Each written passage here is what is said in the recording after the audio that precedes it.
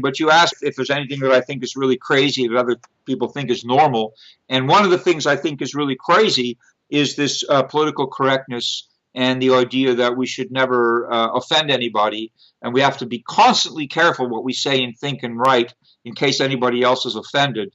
And I say this is crazy because it makes everybody responsible for everybody else's state of mind and not for their own. It's impossible to offend anybody. It's not the same as harm. We should not go around harming each other because harm is wrong. Inflicting harm on somebody is something that's wrong, okay? It's wrong to injure somebody, to harm somebody, and they can't prevent it. But you cannot offend somebody against their will. I cannot offend you. I can only offer you an offense. You can decide whether to accept it or not. And if you understand how to defend yourself morally, there's nothing anybody can say to offend you. Words are nothing. I mean, words are powerful, but words don't have to offend. The point is that by making it actually criminal or morally reprehensible for people to speak their minds and to speak truths is a great disservice to what we earlier talked about in terms of progress, in terms of harmony, in terms of peace. In order to have peace in the world, you have to have two things, truth and reconciliation. Okay, that's the recipe for making peace. Truth and reconciliation. Political correctness prevents people from speaking truth. If you take away truth, you have no possibility of reconciliation. And the conflict gets only deeper, as we see in the polarization of American society, because truth cannot be spoken anymore.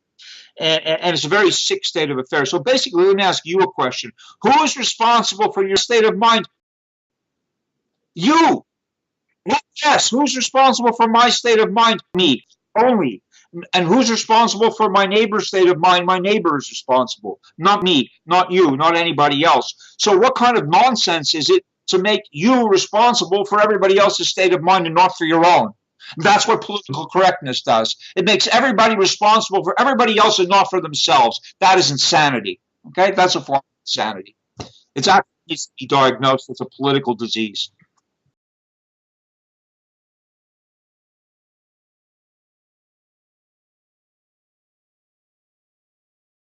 This is a very interesting observation, and I wholly concur with you that the reason why stand-up comedy, one reason why stand-up comedy has become such a huge industry is because nobody else can say the things that they say. They get on stage in a comedy club, they're allowed, through the medium of humor, to speak truth, which no one else dares to speak in the office or dares to speak on the campus. So what kind of an insane world is it where people are afraid to speak truth?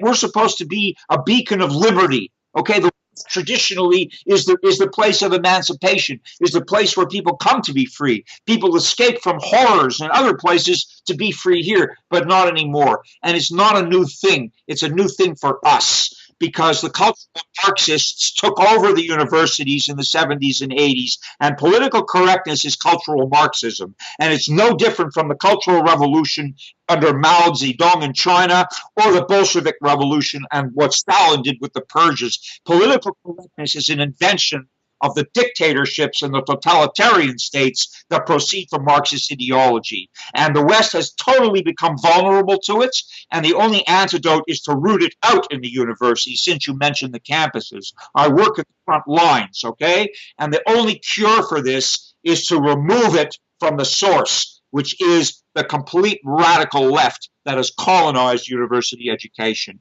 and turned out a bunch of social justice warriors and radicals, who many of whom have no conception of what they're doing in the world, and are also basically persecuting anybody who says anything that's different from what they have been taught. This is not freedom at all. It's the opposite.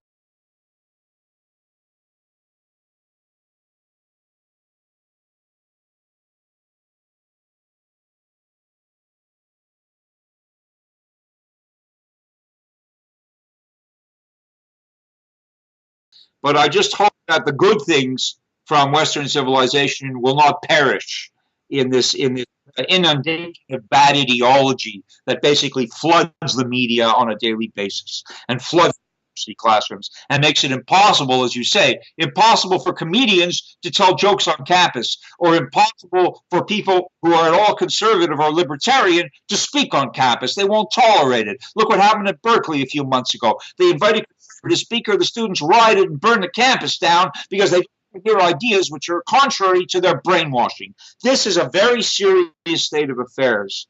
And I will, to my last breath, I will continue to resist it because it's the absolute antithesis of what education is supposed to be, in my humble opinion. Okay?